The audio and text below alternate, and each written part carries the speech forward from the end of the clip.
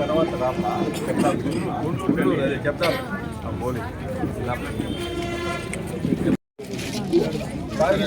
Apply చేయలేదు ఇంతవరకు. Aadhaar card ఏదో తీసుకో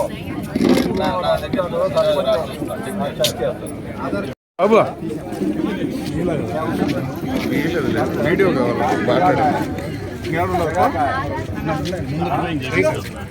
లాస్ట్ వరకు ఉన్నాను, థర్డ్ పేజ్ వరకు. ముందులాగా దగ్గర ఇదే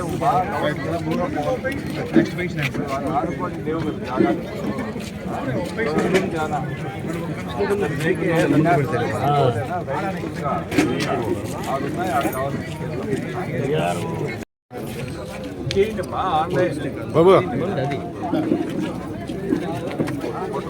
ఆయమ్మకు పెన్షన్. అశోక్ ఇవన్నీ ఉన్నాయి, ఆన్లైన్లో ఉన్నాయా?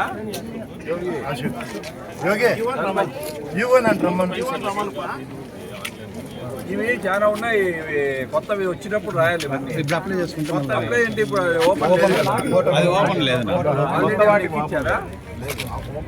జరగండి సార్. ఒక్క నిమిషం. అదే 9,000 ఉంది సార్. ఈ పక్క చూడండి మీరు.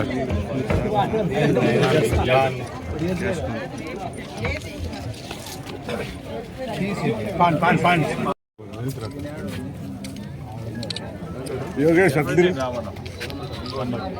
ముందు నెక్స్ట్ వచ్చినాడు అందరూ వస్తారు.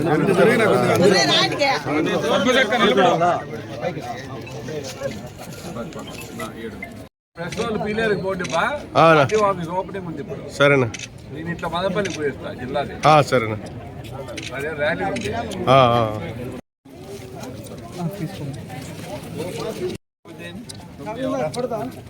దగ్గరికి వెళ్ళి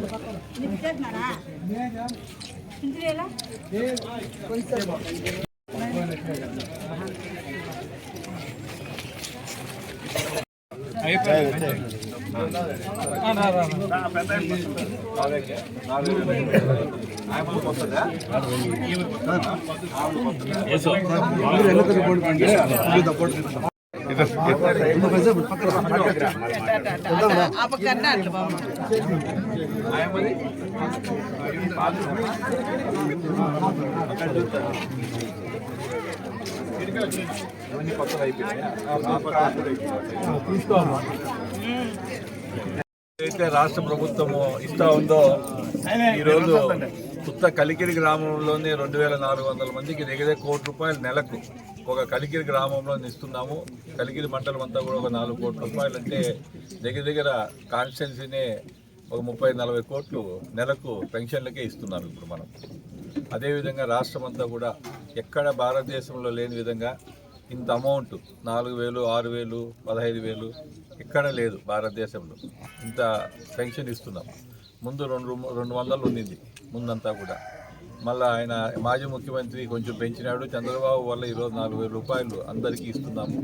అదేవిధంగా మనం చాలా సంతోషమైన విషయం ఏమంటే ఈరోజు నుంచి కలెక్టరేట్ మదనపల్లిలో, పీలేరులో ఆర్డీఓ ఆఫీసు, డిఎస్పీ ఆఫీసు, మన డివిజన్ అంతా కూడా పీలేరు. మనకు అప్పుడు అన్యాయం చేయటం జరిగింది జిల్లాది, మనకు సంబంధం లేనితామని ఎత్తుకొని పోయి పెట్టడం జరిగింది.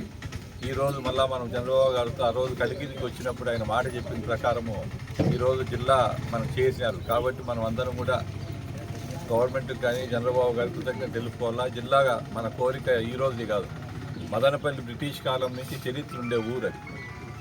ఇప్పుడు 1911లో మనకు మదనపల్లి సబ్ కలెక్టర్ ఆఫీస్ ఉండింది 1911లో. 1911లో చిత్తూరు జిల్లా ఫామ్ అయింది మనకు.